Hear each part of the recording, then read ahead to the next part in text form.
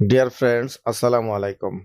আপনাদের প্রতীক্ষিত একটি বিষয় নিয়ে আজকে আলোচনা করতে চলেছি, আর তা হচ্ছে automatic transfer switch without generator auto start.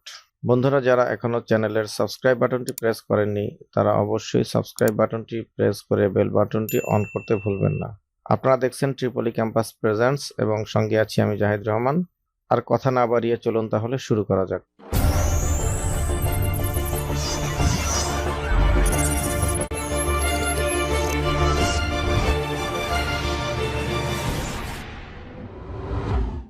তো বন্ধুরা, আমাদের আজকের আলোচনার বিষয় সম্পর্কে আমরা ইতিপূর্বে অবগত হয়েছি, আর তা হচ্ছে automatic transfer switch without auto start. এই কথাটির মানে হচ্ছে যে আমাদের ট্রান্সফার সুইচটি অর্থাৎ এটিএসটি অটোমেটিক লোডকে ট্রান্সফার করবে মেইন থেকে জেনারেটরে কিংবা জেনারেটর থেকে মেইনে, কিন্তু এই সিস্টেমটি জেনারেটরকে অটোমেটিক স্টার্ট বা স্টপ করবে না।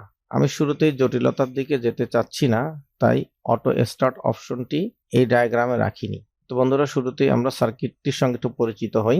বন্ধুরা, আমাদের বাঁদিকের এই অংশটুকু হচ্ছে মেইন সাপ্লাই। মেইন বলতে আমরা পিডিবি, পল্লী বিদ্যুৎ বা যারা আমাদের ইন্ডাস্ট্রি সমূহে বিদ্যুৎ সরবরাহ করে থাকে সেই ইউটিলিটি পাওয়ারকে বোঝানো হচ্ছে। আর ডান দিকে আছে আরো একটি পাওয়ার সোর্স, যেটা হচ্ছে জেনারেটর। মূলত এখানে ফিজিক্যাল জেনারেটর ব্যবহার করা যাচ্ছে না বলেই আমরা একটি পাওয়ার সোর্স ব্যবহার করেছি। এখানে এমসিসিবি 2 এর মাধ্যমে আমরা মেইন পাওয়ারকে চেঞ্জ ওভারে থ্রো করব, এবং এখানে এমসিসিবি 3 এর মাধ্যমে আমরা জেনারেটরে উৎপন্ন পাওয়ারকে চেঞ্জ ওভারে থ্রো করব। অতঃপর কমন টার্মিনাল থেকে বা কমন বাসবার থেকে এমসিসিবি 1 এর মাধ্যমে এই পাওয়ারটা আমাদের মোটরে সরবরাহ হবে। এখানে লোড হিসেবে আমি জাস্ট একটি মোটরকেই ব্যবহার করেছি, এবং এখানে আছে সার্কিট ব্রেকার 1। এটার মাধ্যমে কন্ট্রোল সার্কিট সেকশন, যেটি মেইন সাপ্লাইয়ের জন্য ব্যবহার করা হয়েছে, সেই সেকশনে পাওয়ার সরবরাহ করার জন্য এই সার্কিট ব্রেকার 1 ব্যবহার করা হয়েছে, এবং সার্কিট ব্রেকার 2 এটি ব্যবহার করা হয়েছে জেনারেটর সেকশনে যে কন্ট্রোল অংশটুকু আছে সেটুকুর জন্য। এখানে R1 একটি রিলে ব্যবহার করা হয়েছে। এমটি এটি একটি অন রিলে টাইমার। MCM এটি হচ্ছে ম্যাগনেটিক কন্ট্যাক্টর মেইন, অর্থাৎ আমাদের এই মেইন পাওয়ারকে অন করার জন্য এখানে মেইন কন্ট্যাক্ট ব্যবহার করা হয়েছে।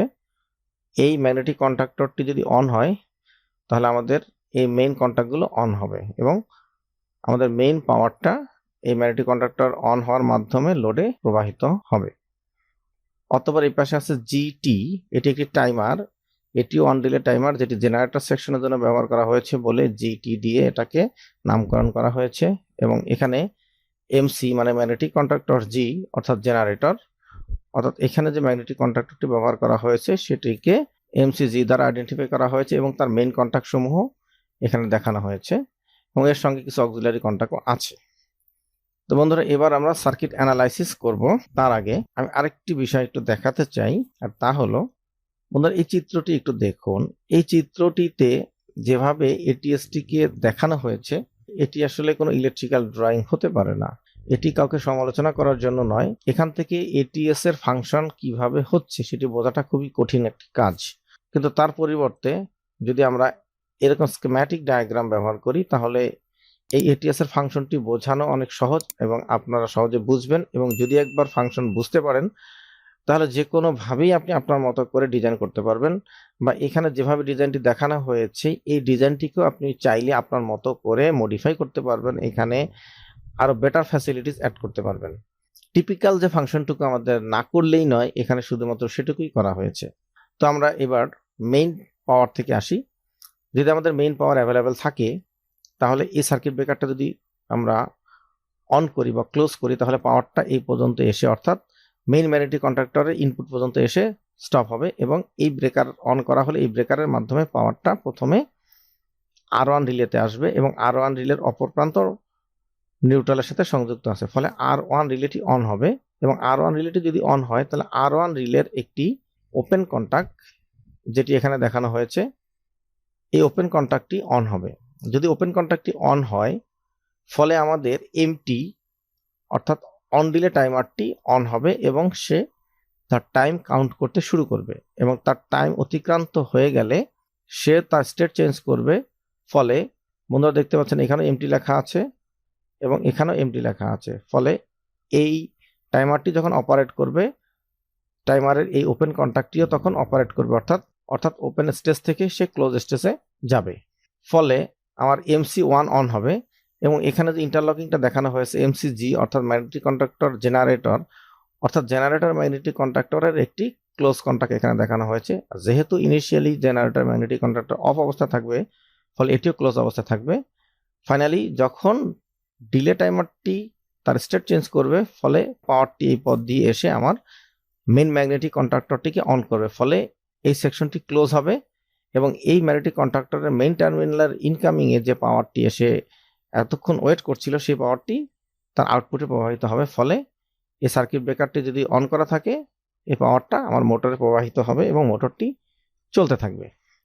তাহলে এই অবস্থায় আমার লোড চলতে থাকবে যতক্ষণ পর্যন্ত আমার মেইন পাওয়ার থাকবে। তো যেহেতু মেইন পাওয়ারটা এখন কন্টিনিউ আছে, ফলে R1 রিলের এই ওপেন কন্ট্যাক্টটি ক্লোজ অবস্থায় থাকার কথা বা এবং থাকবে। ফলে এখানে যে ক্লোজ কন্ট্যাক্টটি দেখা যাচ্ছে বা NC কন্ট্যাক্টটি দেখা যাচ্ছে, এটি তখন ওপেন অবস্থায় থাকবে যতক্ষণ পর্যন্ত এই R1 রিলেটি অ্যাকচুয়েটিং অবস্থায় থাকবে বা এনার্জাইজড অবস্থায় থাকবে। ফলে এই সেকশনটিতে কোনোভাবেই কোনো পাওয়ার আসার সুযোগ নেই। আর যেহেতু জেনারেটর ম্যাগনেটিক কন্ডাক্টর অফ থাকবে, ফলে জেনারেটর ম্যাগনেটিক কন্ডাক্টরের এই পাওয়ার কন্ট্যাক্টগুলো অফ থাকবে, আর জেনারেটর তো ইনিশিয়ালি অফ অবস্থায় থাকবেই। ফলে এই সেকশনটি টোটালি অফ অবস্থায় থাকবে। এখন যদি মেইন পাওয়ার চলে যায় বা ফেলিউর হয়, ফলে এই রিলেটি ডি এনার্জাইজড হয়ে যাবে এবং এই কন্ট্যাক্টটি আবার পুনরায় ওপেন হয়ে যাবে। ফলে টাইমারটি অফ হয়ে যাবে। টাইমারটি অফ হয়ে গেলে টাইমারের ওপেন কন্ট্যাক্টটিও পুনরায় ওপেন হয়ে যাবে। ফলে মেইন ম্যাগনেটিক কন্ডাক্টরটি অফ হয়ে যাবে এবং মেইন ম্যাগনেটিক কন্ডাক্টরের সাথে সংযুক্ত এই মেইন পাওয়ার কন্ট্যাক্টটিও ওপেন হয়ে যাবে। ফলে এই লোড সম্পূর্ণরূপে ইউটিলিটি পাওয়ার থেকে বা মেইন পাওয়ার থেকে ডিসকানেক্ট হয়ে যাবে। এবার যখন আমরা জেনারেটরকে অন করব এবং জেনারেটরের মেইন সার্কিট ব্রেকার অন হবে, তখন পাওয়ার এই পথ দিয়ে আসবে এবং জেনারেটর ম্যাগনেটিক কন্ডাক্টরের ইনকামিংয়ে এসে অবস্থান করবে। এবং সার্কিট ব্রেকার 2 যদি আমরা অন করি, অর্থাৎ কন্ট্রোল সার্কিটকে যদি অন করি বা অন থাকে, তাহলে এই পথ দিয়ে ফেজ প্রবাহিত হয়ে R1 ক্লোজ কন্ট্যাক্টের মাধ্যমে এই জেনারেটর টাইমারে আসবে এবং R1 ক্লোজ কন্ট্যাক্টটি তখন ক্লোজ অবস্থায় থাকবে, কারণ যেহেতু মেইন পাওয়ার নেই, তার মানে R1টি ডি এনার্জাইজড অবস্থায় আছে। ফলে R1 এর এই NC কন্ট্যাক্টটি NC অবস্থায় থাকবে। এমত অবস্থায় টাইমারটি তার ডিলেড টাইম কাউন্ট করা শুরু করবে এবং ডিলেড টাইম সম্পন্ন হওয়ার পরে তার ওপেন কন্ট্যাক্টটিকে ক্লোজ করবে এবং ওপেন কন্ট্যাক্টটি যখন ক্লোজ হবে, তখন পাওয়ার এই পথ দিয়ে এসে জেনারেটর ম্যাগনেটিক কন্ডাক্টরকে অন করবে। এই ক্ষেত্রে যেহেতু মেইন পাওয়ার ফেল করেছে, ফলে মেইন ম্যাগনেটিক কন্ডাক্টরটি অফ থাকবে। আর যেহেতু মেইন ম্যাগনেটিক কন্ডাক্টরটি অফ থাকবে, তো মেইন ম্যাগনেটিক কন্ডাক্টরের একটি অক্সিলারি কন্ডাক্টর MCM এটিও ক্লোজ অবস্থা থাকবে। অর্থাৎ টাইমারটি অন হওয়ার পর ডিলে টাইম সম্পন্ন হলে যখন টাইমারের ওপেন কন্ট্যাক্টটি ক্লোজ হবে, ফলে এই পথ দিয়ে পাওয়ার সরাসরি জেনারেটর ম্যাগনেটিক কন্ডাক্টরকে অন করে দেবে। ফলে জেনারেটর ম্যাগনেটিক কন্ডাক্টরের সাথে সংযুক্ত মেইন কন্ট্যাক্টগুলো অন হবে এবং জেনারেটরে উৎপন্ন পাওয়ার এই পথ দিয়ে লোডে প্রবাহিত হবে এবং মোটরটি চলতে থাকবে। কিন্তু এই অংশটুকু অফ থাকার কারণে, অর্থাৎ মেইন ম্যাগনেটিক কন্ডাক্টর অফ থাকার কারণে পাওয়ার আর এই পথ দিয়ে এই অংশে প্রবাহিত হতে পারবে না। তো বন্ধুরা, এই ছিল এই কন্ট্রোল সার্কিটের ফাংশন নিয়ে আলোচনা, অর্থাৎ কিভাবে এটি ফাংশন করবে বা ওয়ার্কিং প্রিন্সিপাল। আমরা এই ডায়াগ্রামটি দেখে খুব সহজেই এর ওয়ার্কিং প্রিন্সিপালটি ব্যাখ্যা করতে পারলাম এবং আপনারা আশা করছি আমার সঙ্গে সঙ্গে এই সার্কিট ডায়াগ্রামটি দেখে এর অপারেশন সম্পর্কে নিজেরাই একটু স্টাডি করলে বুঝতে পারবেন।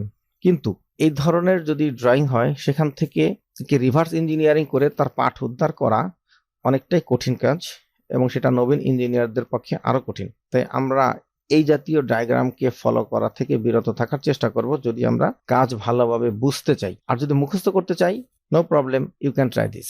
এইবার আমরা মূল অংশে চলে যাব, অর্থাৎ সিমুলেশন অংশে চলে যাব। আমরা এতক্ষণ যে এর কার্যপ্রণালী নিয়ে আলোচনা করলাম, ঠিক এই কার্যপ্রণালীটি ঠিকঠাকভাবে কাজ করছে কিনা সেটি এবার আমরা দেখব এর সিমুলেশনের মাধ্যমে। তো সিমুলেশন করার জন্য বন্ধুরা আমরা এই প্লে বাটনটিকে প্রেস করব। আমরা এবার সিমুলেশন পেজে চলে আসছি। এখন প্রথমেই আমাদের লোডের যে সার্কিট ব্রেকারটি আছে এটিকে অন রাখি। এরপর মেইন কন্ট্রোল সার্কিট ব্রেকারটিকে অন রাখি। এরপরে জেনারেটর কন্ট্রোল সার্কিট ব্রেকারটিকেও আমরা অন রাখলাম। এখন বন্ধুরা দেখতে পাচ্ছেন main circuit breaker off, generator circuit ব্রেকারটিও অফ।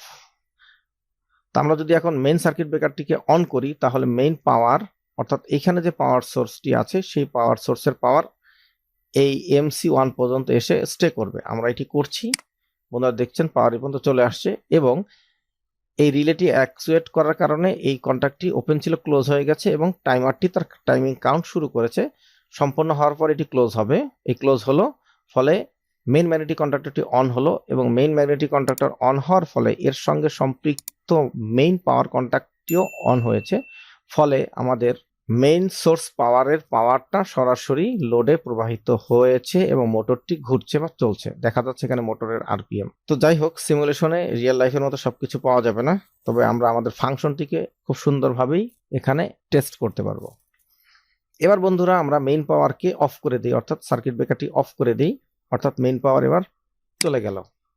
তাহলে এখন কি হলো, জেনারেটর তো অটোমেটিক স্টার্ট হবে না, আমাদেরকে জেনারেটর অন করতে হবে। তাহলে আমরা জেনারেটর অন করলাম এবং মেইন ব্রেকারটিও অন করলাম, ফলে পাওয়ার এই পথ দিয়ে এসে এই টাইমারটি অন হয়েছে। টাইমারটির টাইম কাউন্ট শেষ হলে এই ওপেন কন্ট্যাক্টটি ক্লোজ হয়ে যাবে, ফলে জেনারেটর ম্যাগনেটিক কন্ট্যাক্টরটি অন হবে এবং এটি ক্লোজ হবে, ফলে জেনারেটর পাওয়ার এই পথ দিয়ে লোডে চলে আসবে, অলরেডি চলে এসছে।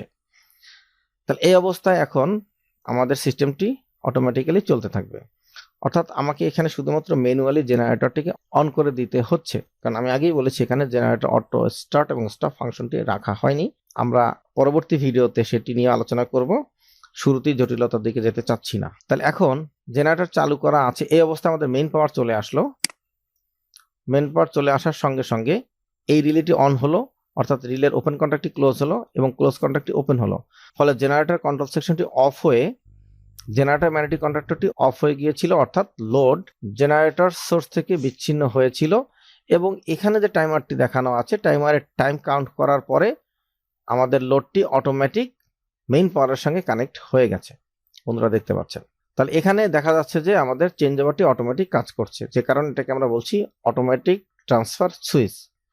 এখন আবার যদি আমাদের মেইন পাওয়ার চলে যায়, মেইন পাওয়ার অফ করে দিলাম, জেনারেটর চালু করা আছে আগে থেকেই, তাহলে এখানে টাইমারটি অন হয়েছে এবং টাইমারের এই কন্ট্যাক্টটি ক্লোজ হওয়ার ফলে এই জেনারেটর পাওয়ারটি লোডে সরবরাহ হবে। বন্ধুরা দেখলেন এইমাত্র জেনারেটর ম্যাগনেটিক কন্ট্যাক্টরটি অন হওয়ার কারণে তার মেইন কন্ট্যাক্ট ক্লোজ হয়েছে এবং জেনারেটর পাওয়ার সরাসরি লোডে থ্রো হয়েছে।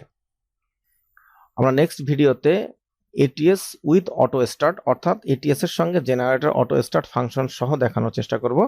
আশা করছি সে পর্যন্ত আপনারা সবাই ভালো থাকেন, সুস্থ থাকেন এবং চ্যানেলের সঙ্গেই থাকেন।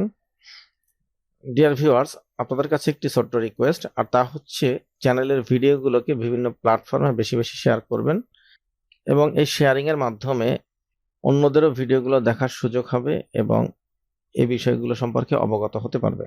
তো ভিডিওকে আর দীর্ঘায়িত করতে চাচ্ছি না। আজকের আলোচনাটি যদি আপনাদের জন্য এনজয়েবল হয়ে থাকে এবং হেল্পফুল হয়ে থাকে, তাহলে কমেন্ট বক্সে জানানোর জন্য অনুরোধ রাখছি। সবার প্রতি শুভকামনা রইল। নেক্সট ভিডিও দেখার আমন্ত্রণ জানিয়ে আজকের ভিডিও এখানেই শেষ করছি। আল্লাহ হাফেজ।